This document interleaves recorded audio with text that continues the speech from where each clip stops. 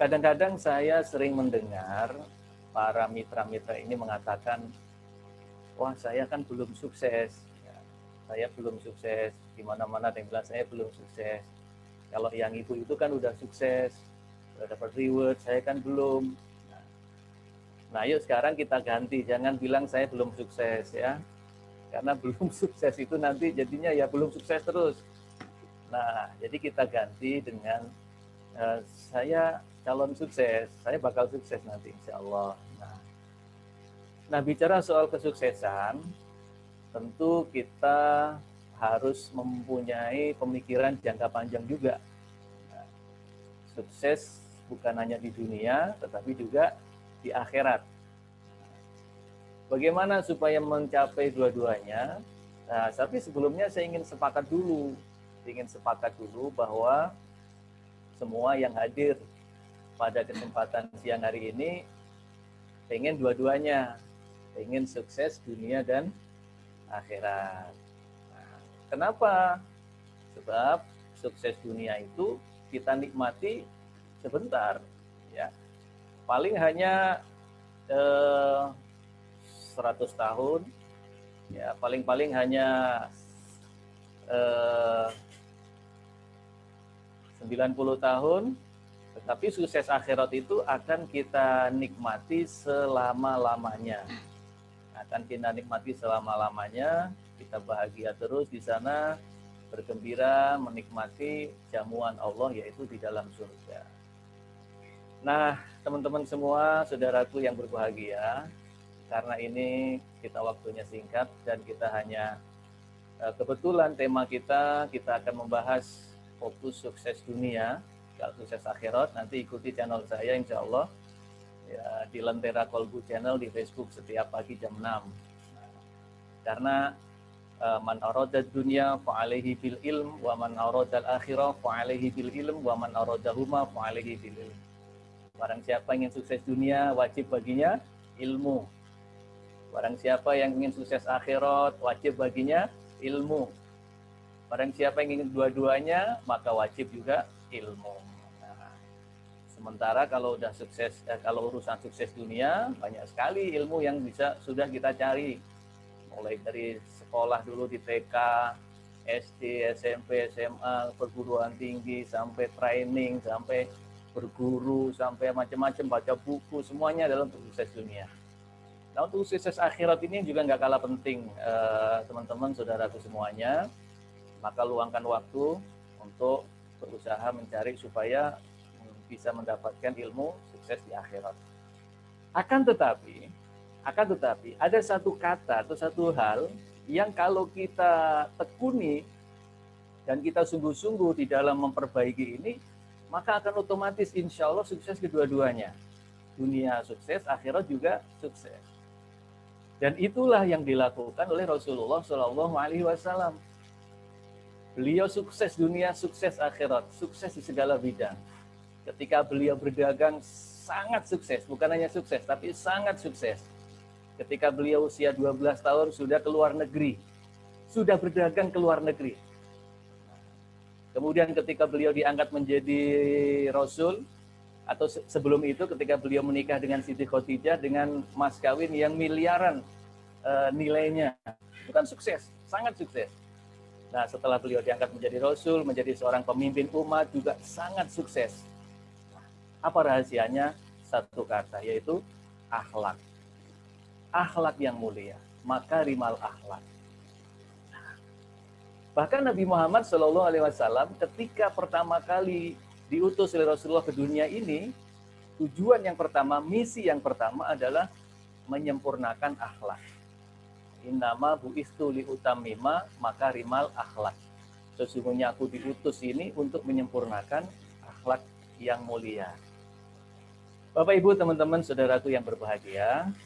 Nah, tanpa akhlak semuanya sia-sia. Akhlak ini adalah harga mati. Ketika Bapak Ibu menjadi mitra Arminareka, ketika Bapak Ibu menjalankan kewajiban-kewajiban yang lain dimanapun, misalnya seperti ketika Bapak Ibu menjadi karyawan, menjadi aparat, menjadi pejabat, atau menjadi tenaga ahli, apakah dokter, apakah itu mekanik, montir, atau tukang bangunan, dan sebagainya, atau menjadi pengusaha, menjadi apapun, akhlak adalah harga mati. Harga mati, nggak bisa ditawar-tawar lagi. Ya. Tanpa akhlak, semuanya berantakan. Tanpa akhlak, semuanya akan sia-sia. Tidak ada barokah, hilang barokahnya. Kalau tidak percaya, bapak-bapak, ibu-ibu misalnya yang sudah punya putra-putri ya, andai kata nanti putra-putrinya besar, ketika ada yang melamar calon menantu bapak ibu, sukses, sangat sukses, miliarder, triliuner, kaya raya, ya, jadi pejabat, semuanya dimiliki, tapi akhlaknya tidak baik, akhlaknya buruk. Maka habis semua nilai-nilai yang tadi di awal mengagumkan. Kekayaan, jabatan, pangkat yang wow itu akan habis kalau akhlaknya ternyata tidak baik. Demikian juga sebaliknya. Manakala mungkin dari sisi duniawi belum begitu menonjol ekonominya, masih biasa-biasa saja, tetapi dengan akhlak yang baik, dengan akhlak yang mulia, maka insya Allah cepat atau lambat akan terus naik, terus naik, terus naik, dan akan menjadi orang yang sukses dunia dan akhirat. Nah, satu hal yang ingin saya tekankan di sini, Bapak Ibu, yang selama ini sudah mengenal istilah HPS. Apa itu HPS? Hati, pikiran, dan sikap. Atau kalau mau agak keren lagi di bahasa Inggris kan, heart, mind, and attitude. Ya. Mohon maaf kalau salah, ada guru bahasa Inggris di sini, Miss Deo ya. Nah, heart, mind, and attitude. Hati, pikiran, sikap yang sudah dirumuskan oleh guru kita, oleh mentor kita, almarhum Pak Julir Mayanto. HPS itu sebenarnya adalah inti daripada akhlak. Inti daripada akhlak. Di mana kita punya hati yang bersih, pikiran yang jernih, dan sikap yang terpuji. Ayo sekarang kita koreksi diri kita masing-masing dari 3 hal ini. Apakah hati kita sudah bersih? Tidak ada dendam, tidak ada iri hati, tidak ada dengki, tidak ada kebencian, tidak ada amarah dengan teman-teman kita, sahabat-sahabat kita, keluarga kita, anak-anak kita. Bagaimana hati kita? Apakah sudah bisa memposisikan kewajiban-kewajiban antara kewajiban duniawi dengan kewajiban akhirat? Mohon maaf ya, mohon maaf. Jangan sampai mengaku HPS-nya sudah oke, tetapi saking sibuknya berdagang, saking sibuknya membangun jaringan, sampai akhirnya sholatnya ditinggalkan, ya, sholatnya lewat waktu. Nah ini HPS-nya belum tepat. Nah, hati yang bersih akan selalu mendorong pada pikiran yang jernih dan sikap yang terpuji. Karena hati itu adalah merupakan raja. Hati itu ibarat raja yang ada di dalam jasad kita. Sedangkan pikiran, kemudian tangan, peredaran darah, semua anggota badan yang lain adalah pasukan-pasukannya. Ketika raja ini baik, dia akan selalu memerintahkan kepada kebaikan-kebaikan. Maka semua yang bergerak akhirnya dalam badan kita, dalam jasad kita, adalah kebaikan-kebaikan. Tetapi kalau hati ini memerintahkannya yang jelek, semua pasukan yang ada di tubuh kita ini akan patuh, akan mengikuti. Nah, kalau dalam bahasa hadisnya,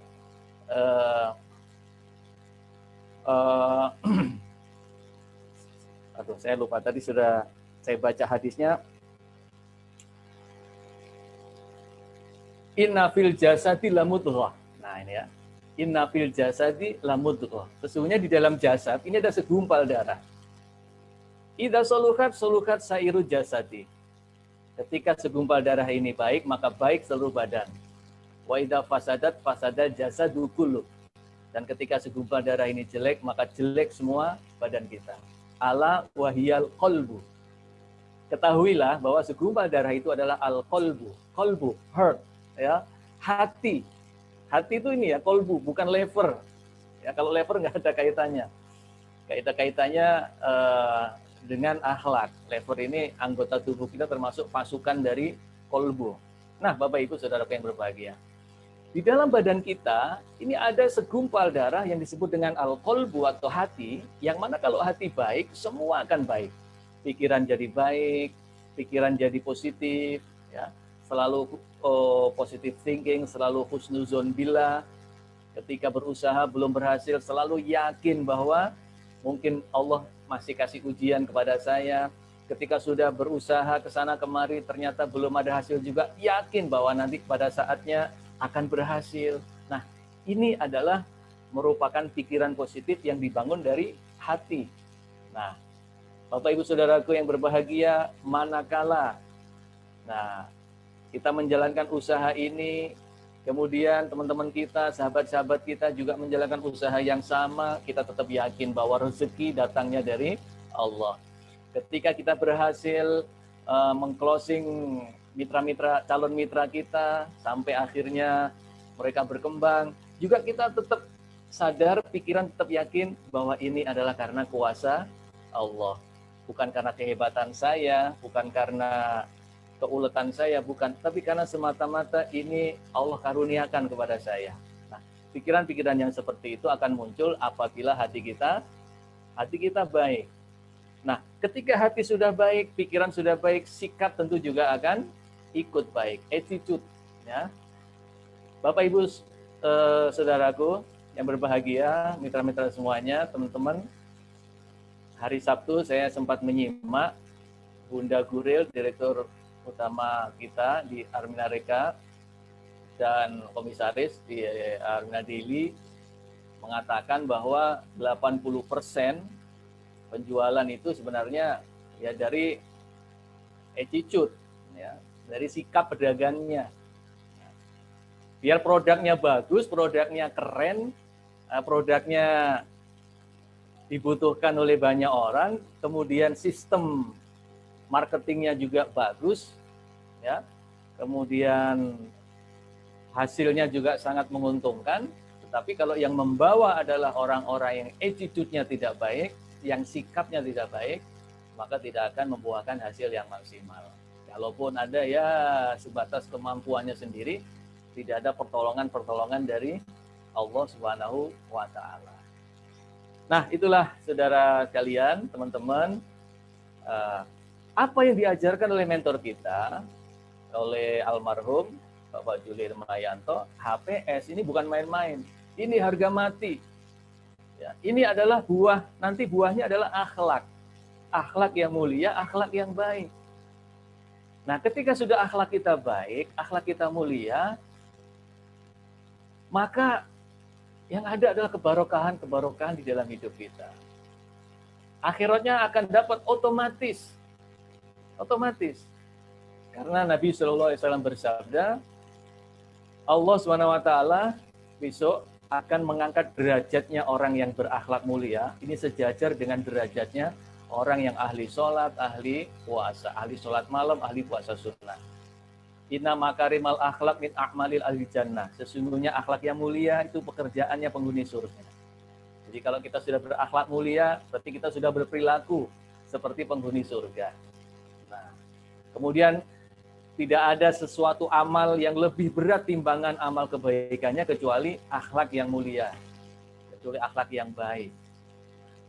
Manakala akhlak kita baik, insya Allah diajak sholat semangat, ya, diajak ngaji semangat, nah, diajak menjauhi maksiat juga semangat. Terus tidak ada rasa ingin mendolimi orang lain, tidak ada rasa ingin mencurangi orang lain.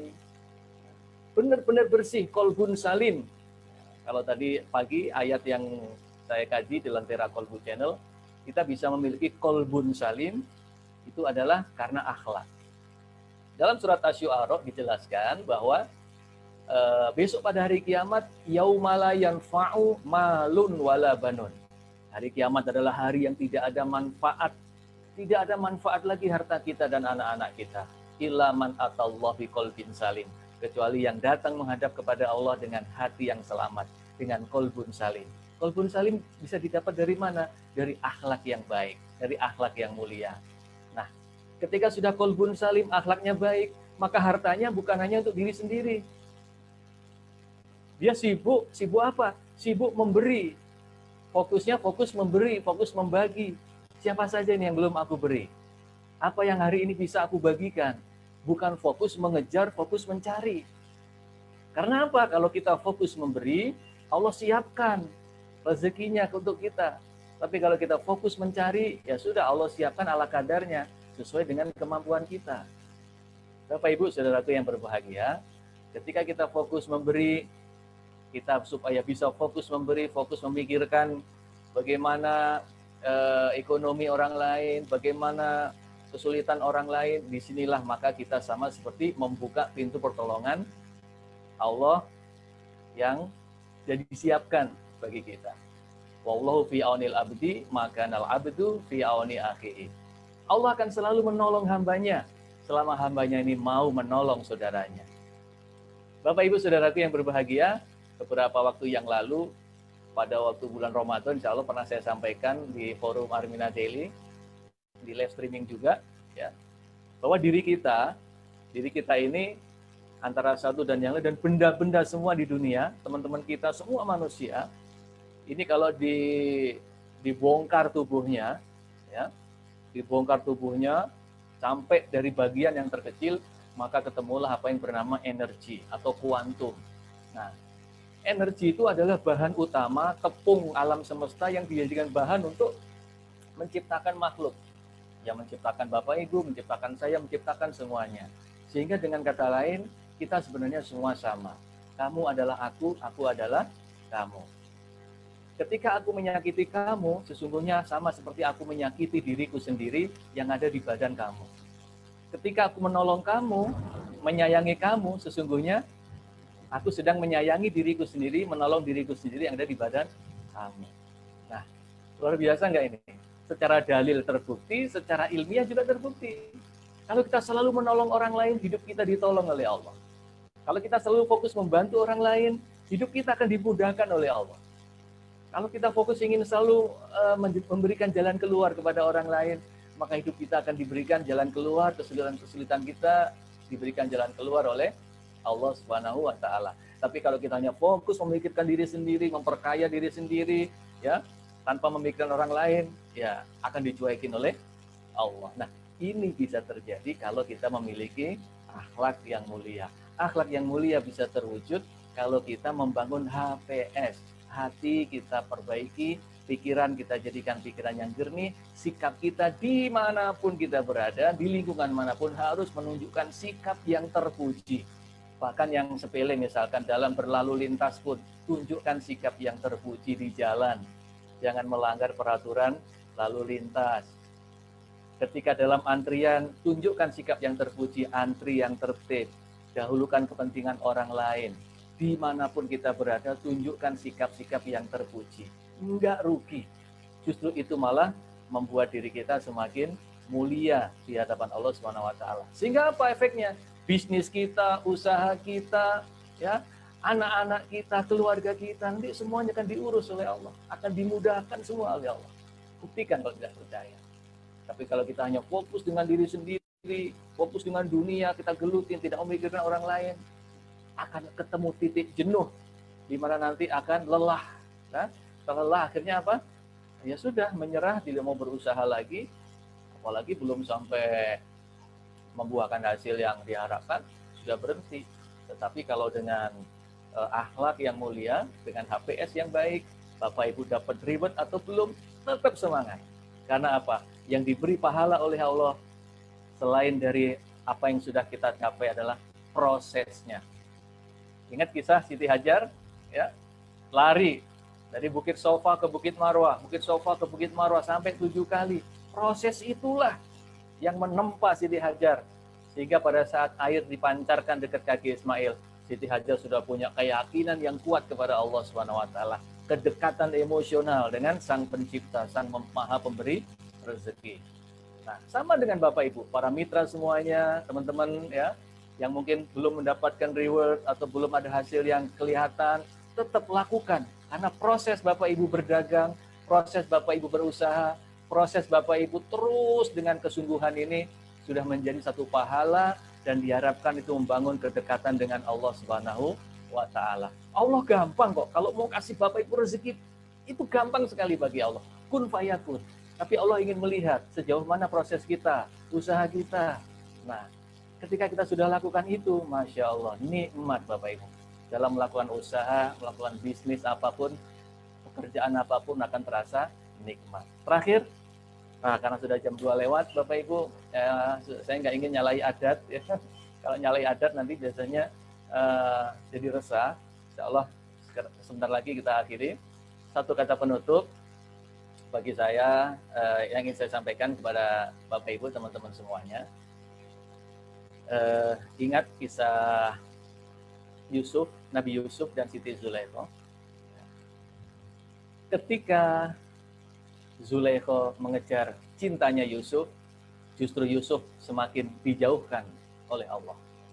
Tetapi ketika Zulaikha mendekat kepada Allah, sang pemilik Yusuf, maka Yusuf pun didekatkan kepada Siti Zulaikha dan akhirnya menjadi suami istri.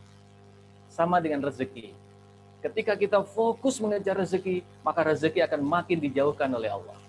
Tapi ketika kita fokus mengejar, mendekat kepada sang pemilik rezeki, maka rezeki itu akan dikirimkan kepada kita, tunduk datang kepada kita, dan akan bisa kita kuasai. Bukan kita yang dikuasai oleh rezeki, tapi kita yang menguasai. Bukan kita yang dikuasai oleh dunia, tapi harus kita yang menguasai. Nah, itu insya Allah akan bisa terwujud kalau kita memiliki akhlak yang mulia yang kita bangun dari perbaiki 3 tadi. HPS, hati, pikiran, dan sikap, heart, mind, and attitude. Itu saja teman-teman semua, saudaraku, calon sukses semuanya. Alhamdulillah. Mudah-mudahan kita sukses bersama dunia akhirat.